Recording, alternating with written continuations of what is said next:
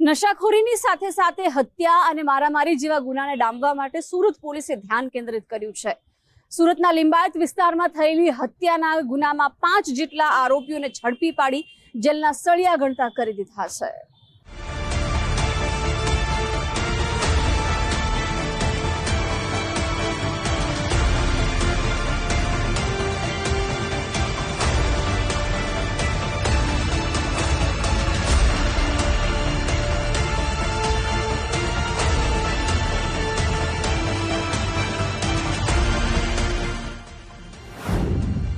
તારીખ 31 ડિસેમ્બર 2025 સ્થળ લિંબાયત સુરત।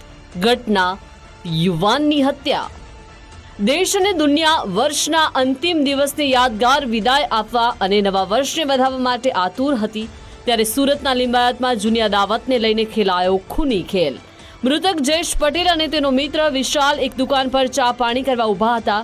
આ સમયે નજીકમાંથી પસાર થતા આરોપી વિશાલ વાઘ અને ઓમ ગિરાશે સાથે પહેલા બોલાચાલી થઈ અને જે બાદ થોડા સમયમાં ઉગ્ર બનતા 4 થી 5 યુવકોએ જયેશને છાતીના ભાગે છરીનો ઘા ઝીંકી દીધો। આસપાસના લોકોએ ગંભીર રીતે ઈજાગ્રસ્ત જયેશ પટેલને તાત્કાલિક સારવાર અર્થે હોસ્પિટલ ખસેડ્યા પરંતુ વધુ પ્રમાણમાં લોહી વહી જતા સ્વિમેર હોસ્પિટલના તબીબોએ જયેશ પટેલને મૃત જાહેર કર્યા।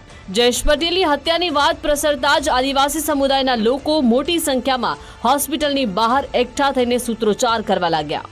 સુરતમાં છેલ્લા 24 કલાકમાં હત્યાના 2 બનાવ સામે આવ્યા છે જેમાં લિંબાયત વિસ્તારનો પણ સમાવેશ થાય છે અને લિંબાયત વિસ્તારમાં રહેતા 24 વર્ષીય યુવક જયેશ પટેલની પણ નિર્મમપૂર્વક હત્યા કરી દેવામાં આવી છે અને હત્યા બાદ આરોપીઓ હાલ ફરાર થઈ ચૂક્યા છે। જોકે આ ઘટનાને લઈને પરિવાર અને સમાજના લોકોમાં ભારે રોષની લાગણી છે તે પ્રવર્તી રહી છે અને જે એટ્રોસિટી એક્ટનો ગુનો દાખલ કરવામાં આવે તેવી પણ માંગણી છે તે કરવામાં આવી રહી છે।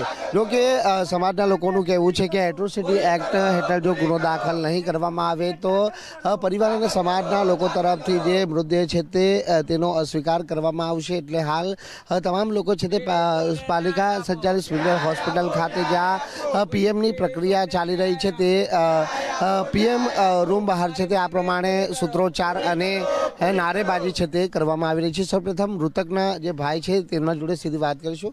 આપનું નામ? પટેલ હિતેશ। જણાવ શું બનાવ બન્યો હતો?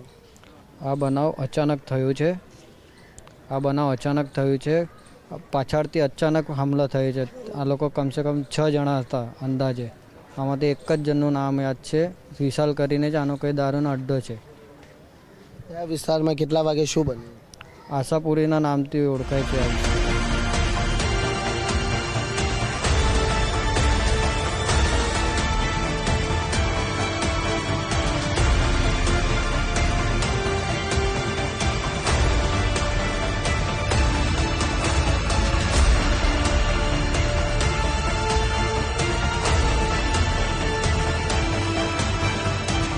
મૃતક જયેશ પટેલના પરિવારજનોએ હત્યામાં સામેલ આરોપીઓ સામે આકરી કાર્યવાહી કરવાની માંગણી કરી જ્યારે બીજી તરફ આદિવાસી સમાજના અગ્રણી સાગર સાણુકે વિસ્તારમાં માથાભારેની છાપ ધરાવતા આરોપીઓ સામે એટ્રોસિટી એક્ટ હેઠળ ગુનો નોંધીને વહેલી તકે કડક કાર્યવાહી કરવાની અપીલ કરી।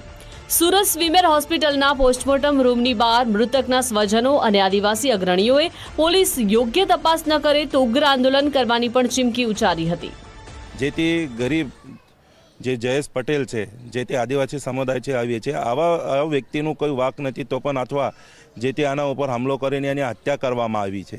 જેથી જે તંત્રના જે અધિકારીઓ છે જે પોલીસ પ્રશાસન છે આ લોકોને અમે રજૂઆત કરી તો પણ અથવા એટ્રોસિટી દાખલ કરવા માટે તૈયાર નથી। પણ અમારી માંગણી અગર સ્વીકારવામાં નહીં આવે અને એટ્રોસિટી દાખલ કરવામાં નહીં આવે આરોપી ઉપર તો અમે સદર અવાજ આંદોલનની પ્રતિક્રિયા જારી રાખશું અને અમે ડેડ બોડી હાથમાં લેશું નથી। હત્યા કરનાર વ્યક્તિ કોણ? હત્યા કરનાર વિશાલ કરીને છે ને આ લોકોની બહુ મોટી ટોળકી છે જેથી લુખા લોકો આ લોકોને સાથે ફરીએ જ છે જેનાથી વિસ્તારમાં પણ લિંબાયત વિસ્તારમાં પણ સ્થાનિકોમાં આ લોકોનું ભયનું નિર્માણ કર્યું છે જેથી આ લોકોને જોઈને ગરીબ સામાન્ય લોકો એને આવતા નથી રસ્તા ઉપર। એ આ લોકોએ જે છે કે આ લોકોની પાવર બતાવીને ગરીબ અને સ્લમ પરિવારોને દબાવીએ છે। મૃતક જયેશ પટેલ ગુનાહિત ભૂતકાળ ધરાવતો હતો। હત્યારાઓના એક મિત્રની જયેશ પટેલે છરીના ઘા મારીને હત્યા નિપજાવી હતી। આ ઉપરાંત આરોપી વિશાલ વાઘની માતા પર પણ હુમલો કર્યો હતો, જેથી જયેશ પટેલ જેલ બહાર આવતા જ ફરી બંને વચ્ચે માથાકૂટ શરૂ થઈ ગઈ. જોકે લિંબાયત પોલીસ ઘટના સ્થળે તટસ્થ કાર્યવાહી કરીને હત્યામાં સામેલ 5 આરોપીઓને ગણતરીના કલાકોમાં ઝડપીને જેલના સળિયા ગણતા કરી દીધા. સુરત પોલીસે મુખ્ય આરોપી વિશાલ ગોરખ વાઘ અને ઓમ ગિરાશ સહિત 5 શખ્સોની ધરપકડ કરી આગળની તપાસ હાથ ધરી છે. આ જયેશ પટેલ છે એ અગાઉ મર્ડરના ગુનામાં આરોપી રહી ચૂક્યા છે.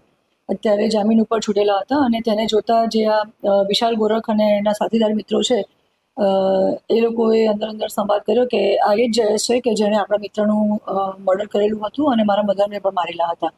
એ વખતે ત્યાં ઊભા રહી અને બોલાચાલી થતાં આ ઉગ્ર બોલાચાલી થઈ અને જ્યારે ઉગ્ર બોલાચાલીમાં વિશાલ ગોરખ જે છે એણે પોતાની પાસે રહેલું ચપ્પુ આજે મરણ જનાર જયેશ પટેલને મારી દેતા છાતીના ભાગે ઈજા થઈ હતી. હોસ્પિટલમાં એડમિટ કર્યા હતા અને સારવાર દરમિયાન એનું મૃત્યુ થયેલ હતું.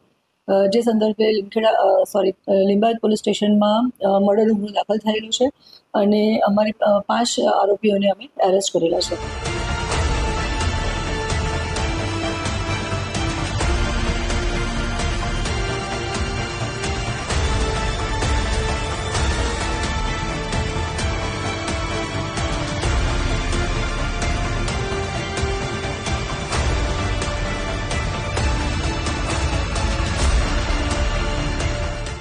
સુરત પોલીસની પ્રાથમિક તપાસમાં અગાઉ થયેલી હત્યાનો ખાર રાખીને જયેશ પટેલ પર હુમલો થયાનું સામે આવ્યું છે, જ્યારે ઝડપાયેલા 5 આરોપી વિશાલ વાઘ અને ઓમ ગિરાશની છાપ આસપાસના વિસ્તારમાંથી માથાભારે શખ્સો તરીકેની છે. લિંબાયત વિસ્તારમાં ગેંગ બનાવીને છાશવારે મારામારી કરવાના ગુનામાં વિશાલની ગેંગના અન્ય સાગરીતોનું નામ પણ સામે આવ્યું છે. આરોપીઓ સામે કડક કાર્યવાહી થાય તેવી મૃતકના પરિવારજનોએ માંગણી કરી છે. રાકેશ બ્રહ્મભટ્ટ, ગુજરાત ફર્સ્ટ, સુરત.